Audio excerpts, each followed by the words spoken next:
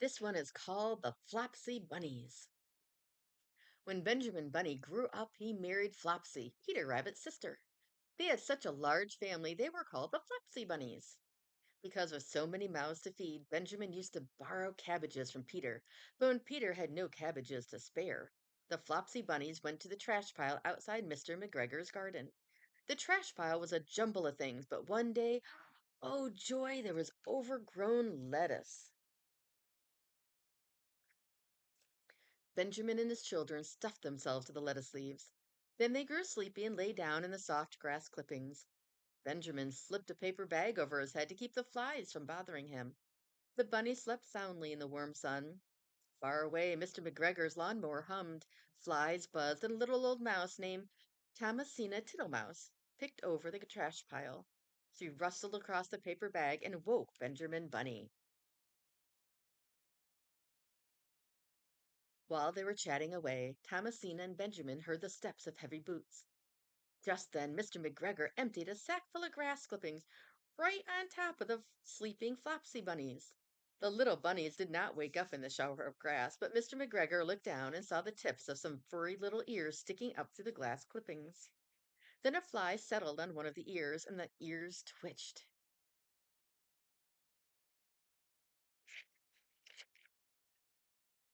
Mr. McGregor climbed down onto the trash pile. One, two, three, four, five, six little rabbits for supper, he said as he put the sleeping bunnies in his sack. The Flopsy bunnies dreamed their mother was turning them over in their beds. They still did not wake up. Mr. McGregor tied the top of the sack with string and put it on the edge of the garden wall.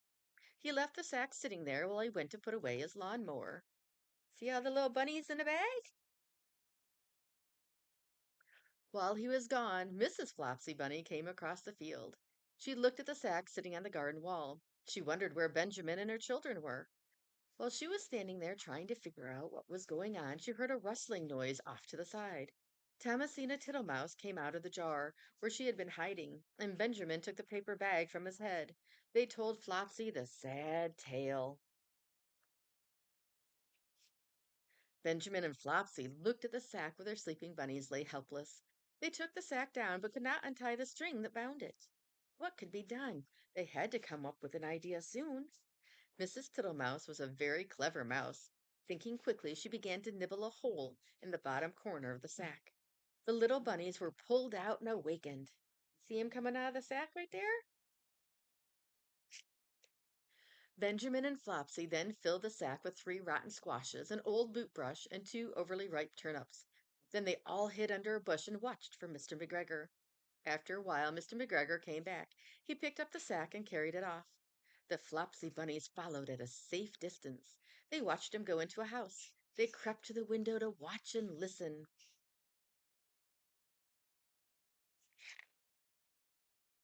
The littlest Flopsy bunny crawled up onto the windowsill to get a better look at what was happening. Mr. McGregor sat down at the table. The Flopsy bunnies heard him chuckle. One, two, three, four, five, six little rabbits. Eh, what's that? Asked Mrs. McGregor. We have the rabbits been spoiling now. In the sack, Mr. McGregor pointed to the empty sack on the table. Six little rabbits for dinner. Mrs. McGregor opened the sack. When she found the rotten vegetables inside, she was sure Mr. McGregor had tried to trick her. Mr. McGregor was angry, too. He threw a squash right out the window and just missed the youngest bunny. It was time to go home, Benjamin decided. That Christmas, the Flopsy Bunnies gave Thomasina Tittlemouse a very lovely gift, enough soft rabbit fur to make herself a coat, a muff, and a pair of warm mittens. There they are, going home.